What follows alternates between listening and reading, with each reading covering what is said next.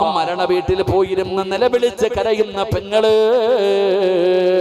മഗ്‌രിബ് കഴിഞ്ഞാൽ സീരിയലിന്റെ മുന്നിലിരുന്ന് തേങ്ങുന്ന ഉമ്മ.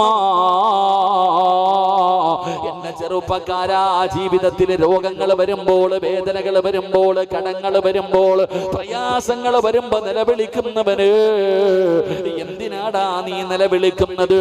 വിളിച്ചിട്ട് നിനക്കെന്ത് കിട്ടാനാ? ആ കരച്ചിൽ കൊണ്ട് നിനക്ക് പ്രയോജനമില്ലല്ലോ. കരയേണ്ടതപ്പഴല്ലടാ. അല്ലാഹുവിന്റെ മുന്നിൽ ചെയ്തു പോയ പാപങ്ങൾ മുഴുവനും ഏറ്റുപറഞ്ഞുകൊണ്ട് നിനക്കൊന്ന് കരയാൻ കഴിയുമോ? കാരണം അല്ലാഹുവിന്റെ നരകമുണ്ടല്ലോ, അത് ഭയാനകമാണടാ ചെറുപ്പക്കാരാ. അതാ നരകത്തെ കുറിച്ച് ഭയന്നതിന്റെ പേരിലാണ് മുഖറബുൽ അംലാഖ് മലക്ക് ജിബ്രീൽ അലൈഹിസ്സലാം അവിടുന്ന് കരഞ്ഞത്. ആ നരകത്തെ ഭയന്നതിന്റെ പേരിലാണ്. മഹാനായ മീകായിൽ അലൈഹിസ്സലാം നരകം കണ്ടതിന്റെ പേരിലാ കരയാത്തത്. ഇസ്രാ മിഅ്റാജ് കടന്നു വരുമല്ലോ മഹാനായ നബി മുഹമ്മദ് മുസ്തഫ സല്ലല്ലാഹു അലൈഹി വസല്ലമ തങ്ങള് സുബ്ഹാനല്ലദീ അസ്റാ ബിഅബ്ദിഹി ലൈലൻ മിനൽ മസ്ജിദിൽ ഇസ്രാ മിഅ്റാജ് എന്ന് പറയുന്ന അത്ഭുതകരമായ യാത്ര നടന്ന ദിവസമുണ്ടല്ലോ. അല്ലാഹുവിന്റെ പ്രവാചകൻ ബൈത്തുൽ മുഖദ്ദസിൽ നിന്ന് ഏഴാകാശം കടന്ന് പടച്ച റബ്ബിന്റെ ദർബാറിലേക്ക് കടന്നു പോകുമ്പോൾ ആകാശത്തിന്റെ കവാടങ്ങളിൽ മുഴുവനും മലക്കുകൾ ഇങ്ങനെ കാത്തു നിൽക്കുകയാണ്. അല്ലാഹുവിന്റെ റസൂലിനെ കാണുമ്പോ മലക്കുകൾ എല്ലാവരും പുഞ്ചിരിക്കുന്ന മുഖത്തോടെ അവിടെ നിന്ന് സ്വീകരിക്കുകയാ. എല്ലാവർക്കും വലിയ സന്തോഷമാണ്. ആകാശ ലോകത്ത് കാണുന്ന എല്ലാവരും വല്ലാത്ത സന്തോഷത്തിലാ. എല്ലാവരും ചിരിക്കുന്നുണ്ട്, എല്ലാവരും മുത്തുനബിയെ നോക്കുന്നുണ്ട്, എല്ലാവരും വളരെ സന്തോഷത്തിലാണ്. പക്ഷേ അല്ലാഹുവിന്റെ റസൂൽ നോക്കുമ്പോ ഒരാൾ മാത്രം തല ഉയർത്തുന്നില്ല, ഒരു മലക്ക് ചിരിക്കുന്നില്ല, ഒന്ന് തല ഉയർത്തി നോക്കുന്നില്ല. ഒരു മലക്ക് അങ്ങോട്ടും ഇങ്ങോട്ടും ഇങ്ങനെ നടക്കുകയാണ്. അല്ലാഹുവിന്റെ പ്രവാചകൻ അത്ഭുതമായി അവിടുന്ന് ചോദിക്കുന്നു, ജിബ്രീലേ, ആരാണ് ജിബ്രീല്? ആ കാണുന്ന മലക്കാരാണ് ജിബ്രീൽ. യാ റസൂലല്ലാഹ്, അത് മാലിക്കെന്ന മലക്കാണ് നബിയേ. അത് മാലിക്കെന്ന് പറയുന്ന മലക്കാട്. അല്ലാഹുവിന്റെ റസൂൽ ചോദിക്കുന്നു, എന്തേ ചിരിക്കാത്തത്? എന്തേ മുഖത്ത് നോക്കാത്തത്? എന്തേ തല ഉയർത്താത്തത്? എല്ലാവരും സന്തോഷത്തോടെ എന്നെ സ്വീകരിക്കുന്ന ദിവസത്തില് ആ മലക്കെന്തേ തല ഉയർത്താത്തത്? യാ റസൂലല്ലാഹ്, ഖിയാമത്ത് നാൾ വരെ ചിരിക്കില്ല നബിയേ. ആ മലക്ക് തല ഉയർത്തി നോക്കില്ല നബിയേ. കാരണം എന്തെന്നറിയുമോ? നരകത്തിന്റെ കാവൽക്കാരനാ. നരകത്തിന്റെ കാവൽക്കാരനായി അവിടെ നിന്ന് എന്നാണോ ജോലി കിട്ടിയത്, അതിനുശേഷം ആ മലക്ക് അവിടെ നിന്ന് ചിരിച്ചിട്ടില്ല നബിയേ, മുഖമുയർത്തിയിട്ടില്ല നബിയേ എന്ന് അല്ലാഹുവിന്റെ പ്രവാചകനോട് പറഞ്ഞു കൊടുക്കുമ്പോ, എന്റെ പ്രിയമുള്ളവരെ, ഞാനും നിങ്ങളും പോകേണ്ടവരാണല്ലോ. ആ നരകത്തിന്റെ മുന്നിൽ അല്ലാഹു നമ്മളെ കൊണ്ടുപോകുമല്ലോ. എന്തേ ചിന്തിക്കാത്തത്? ആ നരകത്തിൽ നിന്ന് രക്ഷപ്പെടാൻ പെങ്ങളെ കോടികൾ കൊടുക്കണമെന്നല്ല പറഞ്ഞത്, നീരാവും പകലും ഇബാദത്ത് ചെയ്യണമെന്നല്ല പറഞ്ഞത്. എന്റെ പ്രിയപ്പെട്ട പെങ്ങളോട് പറഞ്ഞത്, ഒരു തുള്ളി കണ്ണുനീര് കണ്ണിൽ നിന്ന് താഴെ വീഴ്ത്താരാ.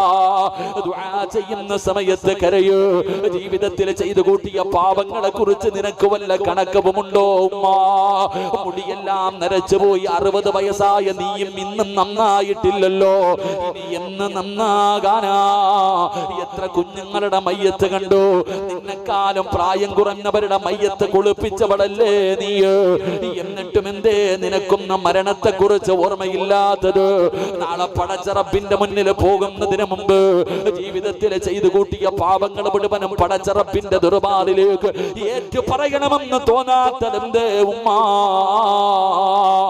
40 വയസ്സ് കഴിഞ്ഞ ഈ സദസ്സിൽ നെളിഞ്ഞിരിക്കുന്ന എന്റെ പ്രിയപ്പെട്ട ഉപ്പമാരോട്, എന്റെ പ്രിയപ്പെട്ട സഹോദരങ്ങളോട്, 40 വയസ്സ് കഴിഞ്ഞിട്ട് മുടിയൊക്കെ വടിച്ച് നടക്കുകയല്ലോ, താടി വടിച്ച് നടക്കുകയല്ലോ, പള്ളിയിൽ കേറാതെ നടക്കുകയല്ലോ. വാപ്പാ, സാധാരണ പോലെയല്ല. 39 വയസ്സുള്ള ഒരു മനുഷ്യന് തെറ്റ് ചെയ്താൽ അവന് കിട്ടുന്ന ശിക്ഷയെക്കാലിരട്ടിയാ. 40 വയസ്സ് കഴിഞ്ഞ് പാപം ചെയ്യുന്നവന് ശിക്ഷ ഇരട്ടിയാ. അള്ളാന്റെ റസൂലല്ലേ പറഞ്ഞത്? അതുകൊണ്ട് സദസ്സിലിരിക്കുന്നവരോട് പറയുകയാണ്, ഇന്ന് പടച്ചറപ്പിന്റെ മുന്നിലേറ്റ് പറയണ്, എടാ എങ്ങനെ കിടന്ന് നിലവിളിക്കണമെന്ന് ഞാൻ പറയുന്നില്ല. പലരും ചോദിക്കും, ഉസ്താദേ കള്ള് കുടിച്ചിട്ടുണ്ട്, വ്യഭിചരിച്ചിട്ടുണ്ട്, ഒരുപാട് പെണ്ണുങ്ങളുടെ ജീവിതം തകർത്തിട്ടുണ്ട്, ഒരുപാട് ആസ്വദിച്ചു ഉസ്താദ്. 60 വയസ്സുള്ള വാപ്പ ചെയ്യാത്ത പാപം എന്റെ 20-നുള്ളിൽ ചെയ്തു കഴിഞ്ഞു ഉസ്താദ്. എടാ ചെറുപ്പക്കാരാ, അള്ളാടെ മുന്നിൽ പറയാൻ കഴിയുമോ? ഒരുപാട് നിലവിളിക്കണമെന്ന് ഞാൻ പറയുന്നില്ല, ആരെങ്കിലും കേൾക്കണമെന്ന് പറയുന്നില്ല. പറയേണ്ടത് പോലെ പറയടാ ചെറുപ്പക്കാരാ. ഈ സദസ്സിലിരിക്കുന്ന പെണ്ണ് ഭർത്താവിനെ വഞ്ചിച്ചിട്ടുണ്ടോ? വിവാഹത്തിന് മുമ്പേ പാപങ്ങൾ ചെയ്തിട്ടുണ്ടോ? ആരും അറിയാത്തത് നിന്റെ കഴിവ് കൊണ്ടല്ല, അറിയാത്തത് നീ ഒളിച്ചു വെച്ചത് കൊണ്ടാണെന്ന് കരുതിയെങ്കിൽ ഒരിക്കലും ഇല്ല പെണ്ണ്. അല്ല നിന്റെ ഉമ്മാനെ നാണം കെടുത്തണ്ട എന്ന് കരുതിയട്ടാ, നിന്റെ മക്കളെ കുറിച്ച് ഓർത്തിട്ടാ. അതുകൊണ്ട് പറയുന്ന നിന്റെ അടുത്തിരിക്കുന്നവര് പോലും കേൾക്കണമെന്നില്ല. ദുആ ചെയ്യുന്ന സമയത്ത് അല്ലാഹുവോടൊന്ന് പറയാൻ കഴിയുമോ? എങ്ങനെയാണ് തൗബ ചെയ്യേണ്ടതെന്നറിയുമോ? മഹാനായ കലീമുല്ലാഹി മൂസ ഒരു ചരിത്രം പറഞ്ഞു തരാ. മഹാനായ മൂസാ നബി അലൈഹിസ്സലാമിന്റെ മുന്നിലേക്ക് മൂസാ നബിയുടെ കാലഘട്ടത്തിൽ ശക്തമായ വരൾച്ചയാണ്. ബനൂ ഇസ്രായേലിലെ ജനങ്ങൾ മുഴുവനും വന്നിട്ട് അതാ മൂസാ നബിയോട് പറയുന്നു, നബിയേ മഴയില്ല നബിയേ, കുടിക്കാൻ വെള്ളമില്ല നബിയേ, മൃഗങ്ങൾക്ക് പോലും കുടിക്കാനില്ല, വല്ലാത്ത വരൾച്ചയാ. അതുകൊണ്ട് മഴ കിട്ടുന്നതിന് വേണ്ടി പടച്ചവരോടൊന്ന് ദുആ ചെയ്യണേ. മൂസാ നബി അലൈഹിസ്സലാം അവിടെന്ന് പറഞ്ഞു, ഒരു ദിവസം ജനങ്ങളോട് മുഴുവനും ഒരുമിച്ച് കൂടാൻ പറയുകയാണ്. നാട്ടുകാര് മുഴുവനും മഴയില്ലാത്തത് കാരണം ദുആ ചെയ്യുന്നതിന് വേണ്ടി വിജനമായ ഒരു സ്ഥലത്ത് ഇങ്ങനെ ഒരുമിച്ച് കൂടുകയാ. ഒരു ഗ്രൗണ്ടിൽ എല്ലാവരും ഒരുമിച്ച് കൂടി. മൂസാ നബി അലൈഹിസ്സലാം അല്ലാഹുവിനോട് ദുആ ചെയ്തു, മഴ തരണേ അല്ലാ, മഴയില്ലാതെ ഞങ്ങളൊക്കെ വല്ലാത്ത പ്രയാസത്തിലാ അല്ലാ, മഴ തരണേ പടച്ചവന്. അവിടുന്ന് മഴ പെയ്യുന്നില്ല. മൂസാ നബി രണ്ടാമതും ദുആ ചെയ്തു, അല്ലാ മഴ തരണേ റബ്ബേ. അപ്പോഴും മഴ പെയ്യുന്നില്ല. മൂസാ നബി ദുആ ചെയ്തു, അല്ലാ അവസാന പ്രവാചകനായ മുഹമ്മദ് നബിയുടെ ബർക്കത്ത് കൊണ്ട് മഴ തരണേ അല്ലാ. അവിടുന്ന് ദുആ ചെയ്ത് കഴിയുമ്പോ അതാ വരുന്ന മുഖറബുൽ അംലാക്ക് മലക്ക് ജിബ്രീൽ അലൈഹിസ്സലാം ഇറങ്ങി വരികയാണ്. അവിടുന്ന് പറയുന്ന, മൂസ നബിയേ ദുആ ചെയ്യണ്ട മഴ പെയ്യൂല, ദുആ ചെയ്യണ്ട മഴ പെയ്യൂല. കാരണം എന്തേ ജിബ്രീൽ? മൂസ നബിയേ അങ്ങയുടെ മുന്നിലിരിക്കുന്ന ഈ 10,000-ങ്ങളുണ്ടല്ലോ, അങ്ങയുടെ മുന്നിൽ ജനങ്ങൾ ഇങ്ങനെ ഒരുമിച്ച് കൂടിയിട്ടുണ്ടല്ലോ, ഈ ജനങ്ങളുടെ ഇടയില് 40 വർഷമായിട്ട് അല്ലാഹനെ മറന്ന് നടക്കുന്ന ഒരുത്തനുണ്ട്. 40 വർഷമായിട്ട് അല്ലാഹനെ ധിക്കരിച്ച് നടക്കുന്ന ഒരു അഹങ്കാരിയുണ്ട്. അല്ലാഹുവേ അവൻ എഴുന്നേറ്റ് പോകാതെ അല്ലാഹ് മഴ തരില്ല നബിയേ. മൂസ മൂസാ നബിയോട് പറയുകയാണ്, അങ്ങയുടെ മുന്നിലിരിക്കുന്ന ഈ ബനു ഇസ്രായേലുകൾ 40 വർഷമായിട്ട് പാപം ചെയ്തുകൊണ്ട് ജീവിക്കുന്ന ഒരുത്തൻ ഇരിപ്പുണ്ട്, അവനോട് എഴുന്നേറ്റ് പോകാൻ പറ, ഇല്ലാതെ റബ്ബ് മഴ തരൂല, അവന് പോയിട്ട് ദുആ ചെയ്യ് നബിയേ. മൂസാ നബി അലൈഹിസ്സലാം അവിടുന്ന് ജനങ്ങളോട് പറയുകയാ, 40 വർഷമായി പടച്ച റബ്ബിനെ മറന്നുകൊണ്ടിരിക്കുന്ന ഒരുത്തൻ ഇവിടെ ഇരിപ്പുണ്ട്, അവൻ എഴുന്നേറ്റ് പോകാതെ മഴ പെയ്യില്ല, അവൻ എഴുന്നേറ്റ് പോകാതെ ദുആ സ്വീകരിക്കില്ല. എല്ലാവരും പരസ്പരം നോക്കുകയാണ്, ആരാണല്ലാഹ്? 40 കൊല്ലമായി പടച്ച റബ്ബിനെ മറന്നു നടക്കുന്നവനാരാ? എല്ലാവരും പരസ്പരം മുഖം നോക്കുകയാണ്, ആരും എഴുന്നേക്കുന്നില്ല. ആരാണ് എഴുന്നേക്കുന്നതെന്ന് ജനങ്ങളെ മുഴുവനും നോക്കി നിൽക്കുകയാ. പ്രായമുള്ളവരുണ്ട്, പാല് കുടിക്കുന്ന കുഞ്ഞുങ്ങളുണ്ട്, ആണുണ്ട്, പെണ്ണുണ്ട്, ചെറുപ്പക്കാരുണ്ട്. എല്ലാവരും ഇങ്ങനെ പരസ്പരം നോക്കിക്കൊണ്ടിരിക്കുമ്പോ ആ 40 കൊല്ലമായി പാപം ചെയ്തുകൊണ്ട് നടക്കുന്നവനും ആ സദസ്സിലിരിപ്പുണ്ട്. അവർ ചിന്തിച്ചു, അല്ലാഹ് ഇത് പറയുന്നത് എന്നെ കുറിച്ചാണല്ലോ, അല്ലാഹ് ആ പറഞ്ഞ വ്യക്തി ഞാനാണല്ലോ. ഞാനിപ്പോ എഴുന്നേറ്റ് പോയാൽ നാട്ടുകാരുടെ മുന്നിൽ നാണം കെടുമല്ലോ, എല്ലാരും എന്നെ കാണുമല്ലോ, എല്ലാരും എന്നെ അറിയുമല്ലോ. ആ മനുഷ്യൻ ആ സദസ്സിലിരിക്കുകയാണ്. എന്നിട്ട് തല ഇങ്ങനെ താഴ്ത്തിപ്പിടിച്ചു. എന്നിട്ട് അല്ലാഹുവോടൊരു രഹസ്യം പറയുകയാ, കേൾക്കടാ ചെറുപ്പക്കാരാ, അല്ലാഹുവേ ആ മനുഷ്യൻ അവിടെ ഇരുന്നിട്ട് അല്ലാഹുവിനോടൊരു രഹസ്യം പറയുകയാണ്. എന്തേ പറഞ്ഞതെന്നറിയുമോ? അല്ലാഹ് ജീവിതത്തിൽ ഈ 40 കൊല്ലവും ചെയ്തത് നന്ദി കേടാ അല്ലാഹ്, ഞാൻ ചെയ്തത് മുഴുവനും ധിക്കാരമാണല്ലാ. റബ്ബേ ഞാൻ തിരിച്ചറിയുന്ന പടച്ചവര്, എല്ലാം ഞാൻ തിരിച്ചറിയുന്ന പടച്ചവര്. അല്ലാഹുവേ നീ എന്നെ നാണം കെടുത്തല്ലേ അല്ലാഹ്, എന്റെ പാപം നീ പുറത്തു തരണേ അല്ലാഹ്, എന്റെ പാപം നീ പുറത്തു തരണേ അല്ലാഹ്. ഇനി ചെയ്യില്ല റബ്ബേ, ഇനി ഒരിക്കലും നന്ദികേട് കാണിക്കില്ല, ഇനി ഒരിക്കലും ധിക്കാരം കാണിക്കില്ല. ഞാൻ ഇന്നു മുതൽ നന്നാകാൻ പടച്ചവര്, എന്റെ പാപം നീ പുറത്തു തരണേ തമ്പുരാന്. ആ ജനങ്ങളുടെ നടുവിലിരുന്ന് ആരും കാണാതെ പടച്ച റബ്ബ് മാത്രം കേൾക്കുന്ന ശബ്ദത്തില് ആ മനുഷ്യൻ അവിടെ ഇരുന്നു കൊണ്ട് കരഞ്ഞുകൊണ്ട് തൗബ ചെയ്യുകയാ. എന്നിട്ട് പറയുന്നു, അല്ലാഹ് എന്റെ തൗബ സ്വീകരിച്ചാൽ മഴ തരണേ അല്ലാഹ്, എന്റെ പാപം പൊറുത്താൽ, എന്റെ ദുആ സ്വീകരിച്ചാൽ, എന്റെ പശ്ചാത്താപം സ്വീകരിച്ചാൽ മഴ തരണേ അല്ലാഹ്.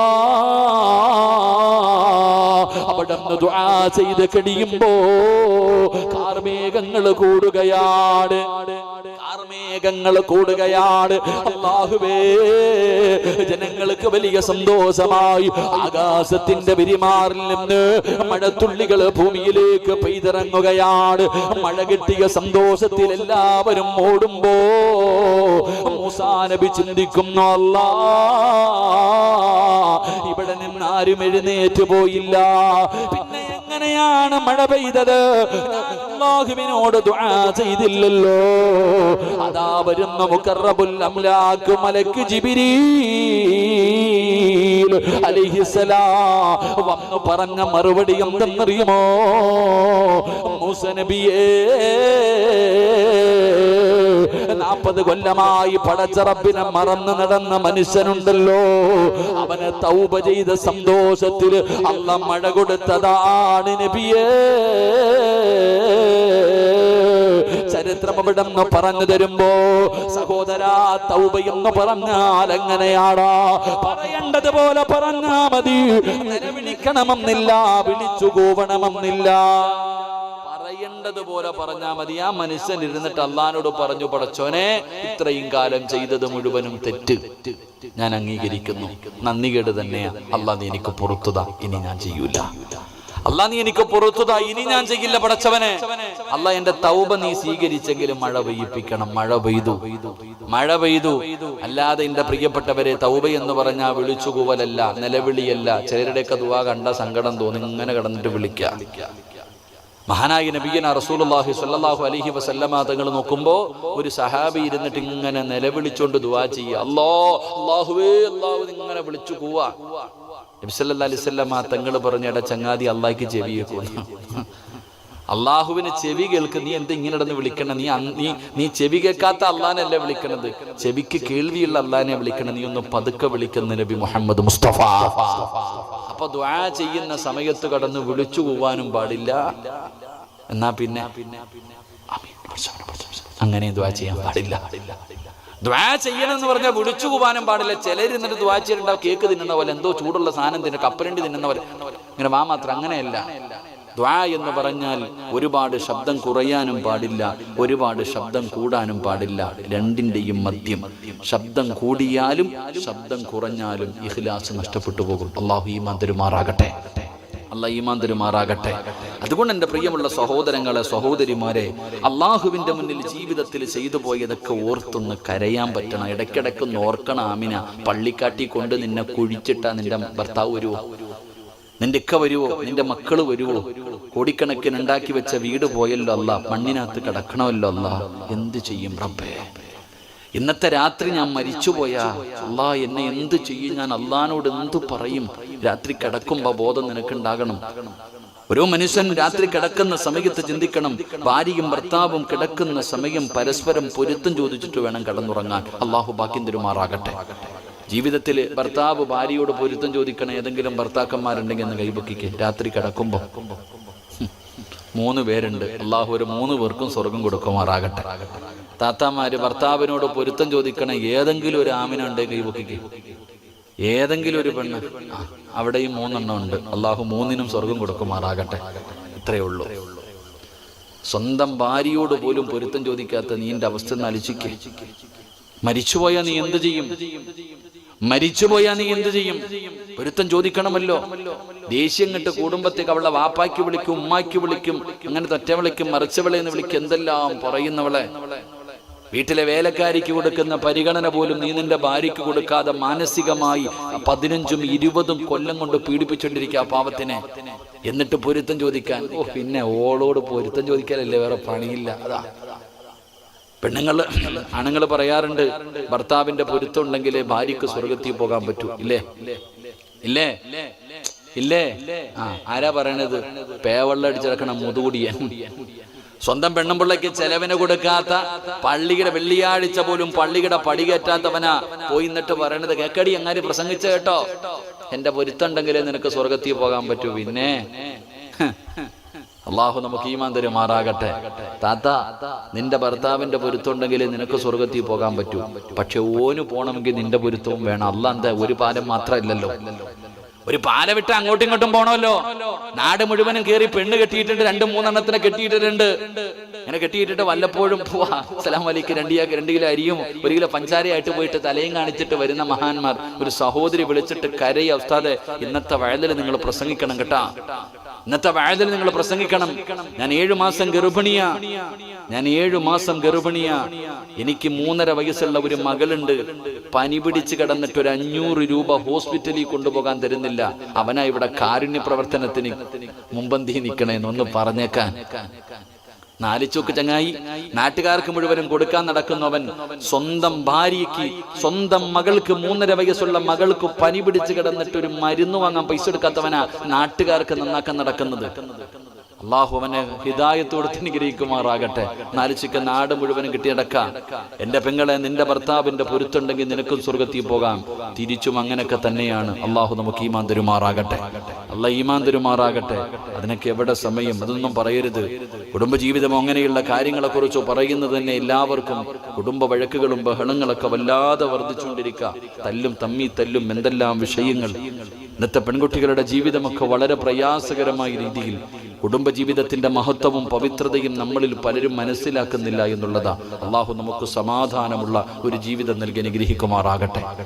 ആമീൻ പറ. നാട്ടുകാര് നീ നല്ലവനാന്ന് പറയും, നാട്ടുകാരും നീ വലിയ മഹാനാണെന്ന് പറയും. പക്ഷെ നാട്ടുകാര് പറയുന്നതിലല്ല കാര്യം, ആര് പറയണം? നാട്ടുകാര് നീ വലിയവനെ സ്റ്റേജിൽ കയറ്റി ഇരുത്തിട്ട് പറയും വലിയ മഹാന, കോടികൾ ലക്ഷങ്ങൾ പള്ളിക്ക് കൊടുക്കും, മറ്റേത് കൊടുക്കും, മറിച്ചത് കൊടുക്കും, വലിയ മഹാന എന്നൊക്കെ പറയും. അതിലൊന്നും കാര്യമില്ല. ആര് പറയണം നീ മഹാനാണെന്ന്? അല്ല പറയണത്. പിന്നെ ആര് പറയണം?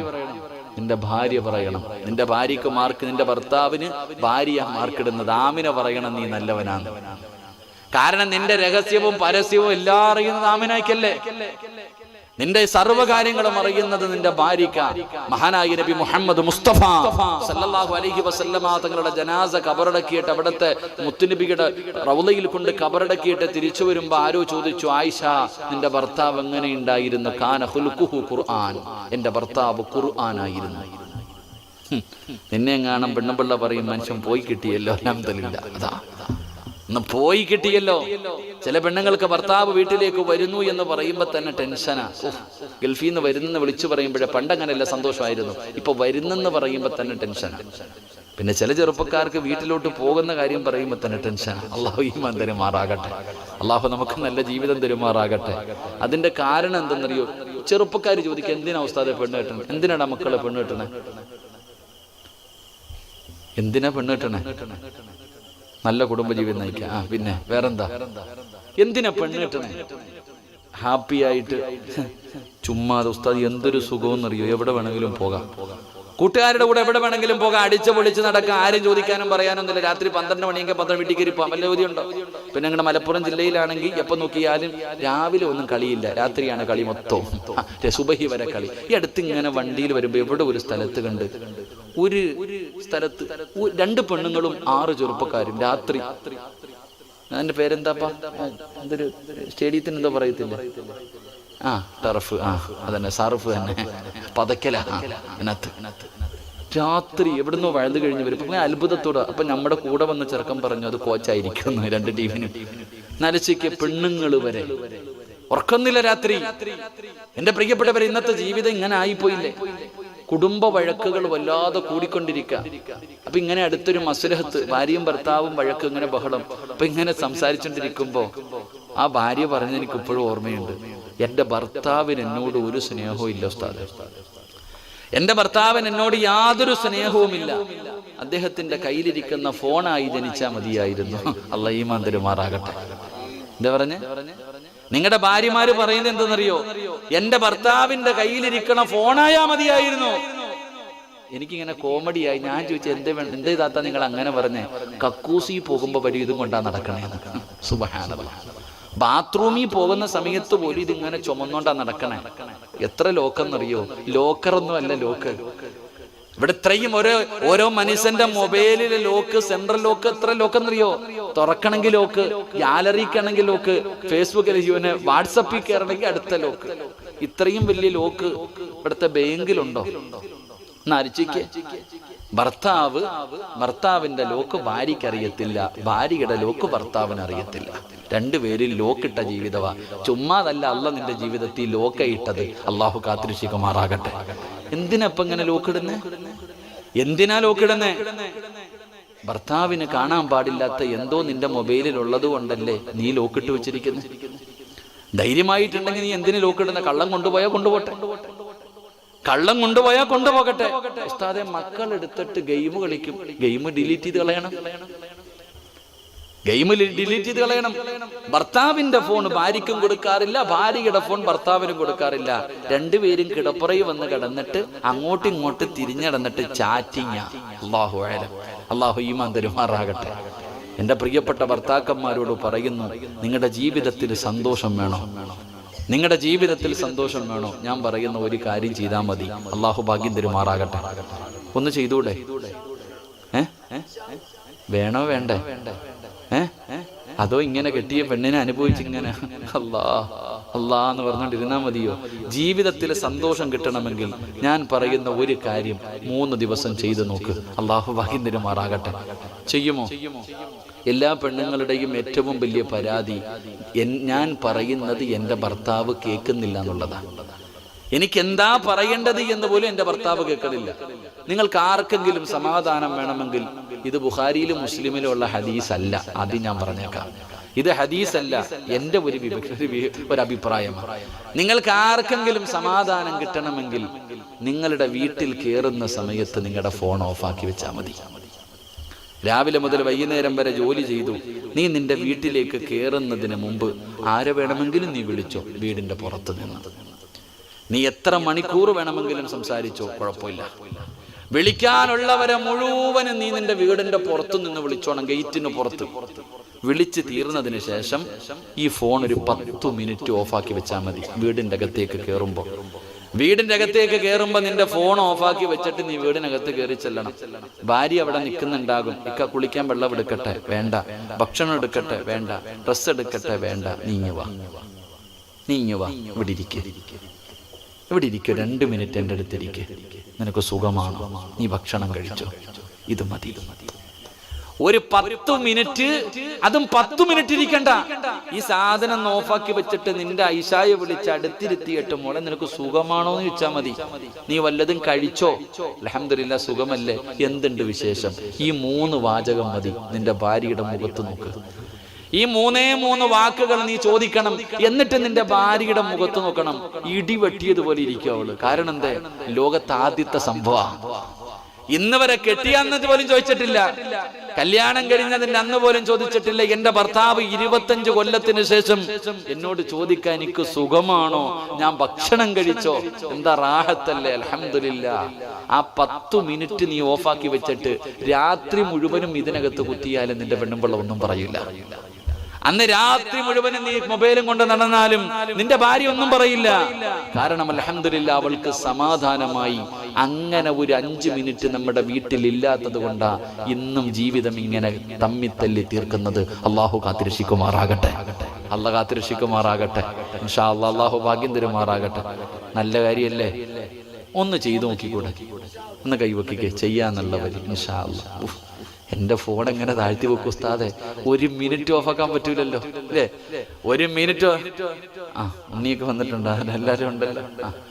ഒരൊറ്റ മിനിറ്റ് എന്റെ ഫോൺ ഓഫാക്കി വെക്കാൻ പറ്റില്ലല്ലോ. സഹോദരി, ഇനി നിനക്കൊരു ഉപദേശമുണ്ട്. നീ എന്തേ ചെയ്യേണ്ടത്? നിന്റെ ഭർത്താവ് നിന്റെ വീട്ടിലേക്ക് കയറി വരുമ്പോ, ജോലി കഴിഞ്ഞ് വരുമ്പോ നിനക്കറിയാം, ജോലിയൊക്കെ കഴിഞ്ഞ് ക്ഷീണിച്ച് കയറി വരാ നിന്റെ ഭർത്താവ്. നീ എന്ത് ചെയ്യണം? ഭർത്താവ് വരുന്ന സമയത്ത് വീടിന്റെ വാതിലിൽ ഉണ്ടാകണം. ഒരു ഭാര്യ എന്ന് പറഞ്ഞാൽ രാവിലെ മുതൽ വൈകുന്നേരം വരെ കഷ്ടപ്പെട്ട് ജോലി ചെയ്ത് ശരീരം ക്ഷീണിച്ച് വേദനയോടെ വീട്ടിലേക്ക് കയറി വരുമ്പോ ചിരിക്കുന്ന മുഖത്തോടെ വീടിന്റെ കവാടത്തിൽ ഇങ്ങനെ നിൽക്കണം. ആ വിഷമിച്ച് വീട്ടിലേക്ക് കയറി വരുന്ന ഭർത്താവിനെ ചേർത്തിങ്ങനെ പിടിച്ചിട്ട് തോളി കിടക്കണ ഷാളെടുത്തിട്ട് മുഖം ഇങ്ങനെ തുടച്ചു കൊടുത്തിട്ട്, പോട്ടേക്ക, അല്ല ഉണ്ടല്ലോ നമ്മുടെ കൂടെ. ചിരിക്കുന്ന ഒരു മുഖം നിന്റെ ഭർത്താവിന് സമ്മാനിക്കാൻ കഴിഞ്ഞാൽ അയൽവാസിയുടെ ഭാര്യയെ നോക്കാൻ നിന്റെ ഭർത്താവ് പോകില്ല. അല്ലാഹു ഈമാൻ തരുമാറാകട്ടെ. ഏറ്റവും കൂടുതൽ ഒരേ ഒരു ദിവസം നിന്റെ ഭർത്താവ് ജോലി കഴിഞ്ഞ് വീട്ടിലേക്ക് വരുമ്പോ നല്ലതുപോലെ വസ്ത്രം ധരിച്ച്, അതെങ്ങനെ കല്യാണത്തിന് പോകുമ്പോഴല്ലേ നീ ഒരുങ്ങത്തുള്ളൂ. കല്യാണത്തിന് പോകുമ്പോൾ ഒരുങ്ങും. ഭർത്താവ് ജോലി കഴിഞ്ഞ് വീട്ടിലേക്ക് വരുമ്പോ സന്തോഷവതിയായി, മനസ്സിൽ എത്ര വേദനയുണ്ടെങ്കിലും ഉള്ളിൽ ഒതുക്കി വെച്ച് ചിരിക്കുന്ന മുഖത്തോടെ ഒന്ന് സ്വീകരിച്ചാൽ മതി. മരിച്ചു കിടക്കുമ്പോ ആ ചിരി അള്ളാഹു നിന്റെ മുഖത്ത് നൽകും. അള്ളാഹു ഭാഗ്യം തരുമാറാകട്ടെ. അള്ളാഹ് ഭാഗ്യം നൽകുമാറാകട്ടെ. അപ്പൊ ഞാൻ പറഞ്ഞു വന്നത്, രാത്രി കിടക്കുമ്പോ സ്വന്തം ഭാര്യയോട് പോലും പൊരുത്തം ചോദിക്കാത്ത മഹാന്മാരായി ഈ സദസ്സിൽ ഇന്നു മുതൽ പൊരുത്തം ചോദിക്കണം. നിങ്ങളെല്ലാവരും പരസ്പരം അങ്ങോട്ടും ഇങ്ങോട്ടും പൊരുത്തം ചോദിച്ചിട്ടേ കിടന്നുറങ്ങാവൂ. നിങ്ങളെ അതൊരു ശീലമാക്കിക്കോ. അല്ലാഹുവിന്റെ റസൂൽ അവിടെന്ന് പറയുകയാ, മരണം എപ്പോഴാണ് വരുന്നതെന്നറിയില്ല. തൗബ ചെയ്യാ സമയം കിട്ടണമെന്നില്ല, പൊരുത്തം ചോദിക്കാ സമയം കിട്ടണമെന്നില്ല. അതുകൊണ്ടാണ് അല്ലാഹുവിന്റെ പ്രവാചകൻ അവിടെന്ന് പറഞ്ഞത്, ദുആ ചെയ്യാൻ, പെട്ടെന്നുള്ള മരണങ്ങളെ തൊട്ട് കാക്കണേ അല്ലാഹ്. ദുആ ചെയ്യാൻ വെറുതെ പറഞ്ഞതല്ല. എന്തിനാണ് ദുആ ചെയ്യാൻ പറഞ്ഞത്? പെട്ടെന്നുള്ള മരണങ്ങളെ തൊട്ട് കാക്കണേ അല്ലാഹ്. കാരണം പെട്ടെന്ന് മരണപ്പെട്ടാൽ തൗബ ചെയ്യാൻ കഴിയണമെന്നില്ല, കടങ്ങളെ കുറിച്ച് പറയാൻ കഴിയണമെന്നില്ല, അക്കടപാടുകളെ കുറിച്ച് അറിയിക്കാൻ കഴിയണമെന്നില്ല. അതുകൊണ്ടാണ് പ്രവാചകൻ അവിടെ നിന്ന് പറഞ്ഞത്, പെട്ടെന്നുള്ള മരണങ്ങളെ തൊട്ട് കാക്കണേ എന്ന് ദുആ ചെയ്യാൻ. അതുകൊണ്ട് എന്റെ പ്രിയപ്പെട്ടവരോട് പറയുകയാണ്, സമയം കിട്ടുമ്പോഴൊക്കെ 1 മിനിറ്റ് നിങ്ങൾ ഇരുന്നെന്ന് കരയട്, ദുആ ചെയ്യുന്ന സമയത്ത് കരയട്, അല്ലാഹുവിന്റെ അദാബുകളെ കുറിച്ച് ഓർത്ത് കരയട്. ഒരു തുള്ളി കണ്ണുനീര് നിങ്ങളുടെ കണ്ണിൽ നിന്ന് താഴെ വീണാൽ ലാ യലിജുന്നാറ ബകാമിൻ ഖസിയത്തില്ലാ,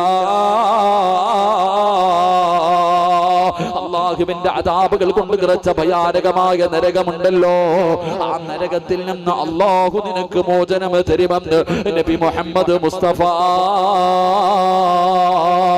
സല്ലല്ലാഹു അലൈഹി വസല്ലമ തങ്ങൾ പറയുമ്പോ ഞാൻ ഒരുപാട് വിശദീകരിക്കുന്നില്ല. രണ്ടാമത്തെ വിഭാഗം ഏതെന്നറിയുമോ? സബഅത്തുൻ യുദല്ലുഹുമുല്ലാഹു ഫീ ദില്ലിഹി വറജുലൻ ദക്കറല്ലാഹു ഖാലിയാ. അല്ലാഹുവിന്റെ പ്രവാചകൻ അവിടെന്ന് പറയുന്ന രണ്ടാമത്തെ പ്രതിഫലം എന്താ? പടച്ചവനെ, ഇന്നുച്ചയുടിക്കതാ ഉച്ച സമയത്ത് ഉദിച്ചിരുന്ന സൂര്യനുണ്ടല്ലോ, ഭൂമിയിൽ നിന്ന് 15 ലക്ഷത്തോളം കിലോമീറ്ററിന് മുകളിലാണ് സൂര്യൻ നിൽക്കുന്നത്. ആ സൂര്യന്റെ ചൂട് പോലും പടച്ചവനെ ഈ സമയത്ത് നമുക്ക് സഹിക്കാൻ പറ്റുന്നില്ല. ശരീരം വിയർക്കുകയാണ്, ശരീരം വിയർക്കുകയാണ്, വല്ലാത്ത പ്രയാസം തോന്നുന്നല്ലോ. എങ്കിലും നാളെ പടച്ചറപ്പിന്റെ പരലോകമുണ്ടല്ലോ. അള്ളാന്റെ കോടതിയെ കുറിച്ച് ചിന്തിക്കാത്തതെന്താ? അള്ളാന്റെ മസ്റയെ കുറിച്ച് ചിന്തിക്കാത്തതെന്താ? പെങ്ങളെ, ചെമ്പിന്റെ തറയാണ് മോളെ. ചെരുപ്പിടാതെ റോഡിലൂടെ പോലും 1 മണിക്ക് 2 മണിക്ക് നടക്കാൻ പറ്റുന്നില്ല. കാരണം വല്ലാത്ത ചൂടല്ലേ. പിന്നെ എങ്ങനാ പെങ്ങള്? ശരീരത്തിലൊരു നൂൽബന്ധം പോലുമില്ലല്ലോ, ഒരു വസ്ത്രവുമില്ലാതെ ചെരുപ്പില്ലാതെ നഗ്നരായിട്ട് നാളെ ചെമ്പിന്റെ തറയിൽ ഇങ്ങനെ നിൽക്കുകയാ. അല്ലാ, ഒരു ചാണ് മുകളില് ലക്ഷക്കണക്കിന് കിലോമീറ്ററുകളിൽ മുകളിൽ നിൽക്കുന്ന പടച്ചിറപ്പിന്റെ സൂര്യനുണ്ടല്ലോ, അന്നൊരു ചാട് മുകളില് വരികയാ. ആ ദിവസത്തെ കുറിച്ച് നിനക്കെന്തേ ഓർമ്മ വരാത്തത്? പെങ്ങളെ, നീ പ്രസവിച്ചവളാണല്ലോ, പ്രസവ വേദനയ്ക്ക് മരണവേദനയാണെന്ന് പറയുന്നവളാണല്ലോ. ഒരിക്കലും പ്രസവത്തിന് മരണവേദനയല്ല, പ്രസവത്തിന് മരണവേദനയല്ല.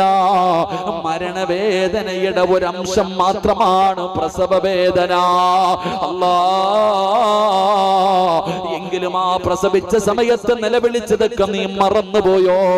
ആ വേദനയെ കുറിച്ച് പറയുമ്പോ നിന്റെ കണ്ണ് നിറയുന്നുണ്ടല്ലോ. അതേ ഭയാനകമാണ്. അതാണുങ്ങൾക്ക് പറഞ്ഞാൽ അറിയില്ലെന്ന് പറയുന്ന പെണ്ണ്. അല്ലാഹുവിന്റെ റസൂല് പറയുകയാണ്, പടച്ചറപ്പിന്റെ പരലോകമുണ്ടല്ലോ, അന്ന് പൂർണ്ണ ഗർഭിണിയായ ഒരു ഗർഭിണിയായ പെണ്ണ് നാളെ പടച്ചറപ്പിന്റെ മസറയിൽ നിന്നാൽ, അല്ലാഹുവിന്റെ കോടതിയിൽ ഒരു ഗർഭിണിയായ പെണ്ണ് നിന്നാൽ അവള് അറിയാതെ പ്രസവിച്ചു പോകുമായിഷാ. അവള് പ്രസവി വേദന അറിയില്ല, അവൾ അറിയില്ല പെങ്ങള്. പേടിച്ച് വിറച്ചുകൊണ്ട് നിൽക്കുന്ന സമയം അറിയാതെ പ്രസവിച്ചു പോകും. നീ മരണവേദന എന്ന് പറഞ്ഞ വേദനയാ പെണ്ണറിയുകയില്ല. അല്ലാഹുവേ, നീ ആ ദിവസത്തെ കുറിച്ചൊന്ന് ഓർത്ത് നോക്ക്. ഒരു പെണ്ണറിയാതെ പ്രസവിച്ചു പോകുന്ന ദിവസം അല്ലാഹുവേ, ജനങ്ങൾ കിടന്ന് നിലവിളിക്കുകയാ. യാ വൈലതാ, യാ ഖസ്റതാ, എന്റെ നാശമേ എന്ന് പറഞ്ഞുകൊണ്ട് ജനങ്ങൾ മുഴുവനും നിലവിളിക്കുന്ന ദിവസമുണ്ടല്ലോ. അല്ലാഹുവേ, ഒരേ ഒരു തണലേ ഉള്ളൂ. അല്ലാഹുവിന്റെ പരലോകത്ത് പടച്ചറബിന്റെ അർശിന്റെ താഴെയല്ലാതെ ഒരു തണലില്ലടാ ചെറുപ്പക്കാരാ. അന്നത്തെ ദിവസത്തെ കുറിച്ച് നിനക്കറിയുമോ? പടച്ചറപ്പേ, ചൂടുള്ള നാളുണ്ട്, ഖിയാമം നാളാ. ചുരുക്കി പറഞ്ഞാൽ എന്തു ഹാലാ ചൂള വൻദോശ വണ്ടിയുമായി വരുന്നേ കാള സീനത്തിനാ ലൊലിക്കുന്നതാണേള സുഹൃത്തുക്കളെ തിളയ്ക്കുന്നതാണേ മൂള അമലൊന്നുമില്ല തങ്ങു ചെന്നാൽ കോള പടച്ചറപ്പേ ഭയാനകമായ ചൂടുള്ള ദിവസമാണല്ലോ ഈ മണ്ണിൽ നിന്നെടുക്കുന്ന കല്ലുണ്ടല്ലോ കട്ടയുണ്ടല്ലോ പടച്ചവനെ അത് പഠിപ്പിക്കുമല്ലോ ചൂളയിൽ കൊണ്ടുവച്ചിട്ട് പച്ചപ്പറവ് വെട്ടിയിട്ട് കത്തിച്ചിട്ട് ആ കല്ലിങ്ങനെ ചുമപ്പിക്കുന്ന ചൂളയുണ്ടല്ലോ അതൊന്നും ഒന്നുമല്ല വാപ്പാ അതാ ചുമട് വലിച്ചു കൊണ്ടുവരുന്ന കാളയെ കണ്ടിട്ടുണ്ടോ വലിച്ചു കൊണ്ടുവരുന്ന കാള വായിൽ നിന്ന് പതയും നൊരയും ഇങ്ങനെ ഒഴുകുകയാണ് ഇതുപോലെയാണ് നാളെ മനുഷ്യർ ഇവിടെ കിടന്നു വരുന്നത് അല്ലാ വീട്ടിലെ ചോറ് വെക്കുന്ന സമയത്ത് അരി കിടന്ന് തിളയ്ക്കുമല്ലോ തിളച്ചു മറിയുമല്ലോ റസൂലുള്ള പറയുകയാ ഈ തലയ്ക്ക് ഒട്ടിക്കകത്ത് കിടക്കുന്ന തലച്ചോറുണ്ടല്ലോ നിന്റെ മൂളയുണ്ടല്ലോ പെണ്ണ് ഈ തലമൂളയുണ്ടല്ലോ ഇത് തിളച്ചട്ടിങ്ങനെ മറിയുകയാ തലച്ചോറ് മുഖത്തുകൂടെ ഒലിച്ചിറങ്ങുകയാ അല്ലാ വിയർപ്പ് താഴൂല വിയർപ്പ് താഴൂല അതാ മനുഷ്യൻ ചെയ്ത പാപത്തിനനുസരിച്ചവന്റെ വിയർപ്പുണ്ടല്ലോ അവന്റെ കാലിന്റെ ഭാഗത്ത് ഇങ്ങനെ കൂടുകയാണ് പടച്ചവനെ മുട്ടുവര് അരവര് നെഞ്ചുവര് കഴുത്തുവര് ജനങ്ങൾ വിയർപ്പിന്റെ അകത്ത് മുങ്ങിത്താടുന്ന ദിവസമാ പെങ്ങളെ ജനങ്ങൾ പറയുന്നത് എന്തെന്നറിയോ ആ ദിവസത്തിന്റെ ഭയാനകത നിനക്ക് മനസ്സിലാകണമെങ്കിൽ എടാ ഇന്ന് നരകം പറഞ്ഞിട്ട് നിന്നെ ഭയപ്പെടുത്തുന്നല്ലോ നരകത്തെ കുറിച്ച് ഉസ്താദന്മാര് പറഞ്ഞു തന്നിട്ടുണ്ടല്ലോ എങ്കിൽ നാളെ പരലോകത്ത് നിൽക്കുമ്പോ ജനങ്ങൾ പറയുന്നത് എന്തെന്നറിയുമോ അല്ലാ നരകത്തിലാണെങ്കിൽ നരകത്തില് നരകം തന്നാലും കുഴപ്പമില്ല അല്ലാ ഞങ്ങളെ നരകത്തിലിട്ടാലും കുഴപ്പമില്ല അല്ലാ ഇവിടെ നിൽക്കാൻ വയ്യ റബ്ബേ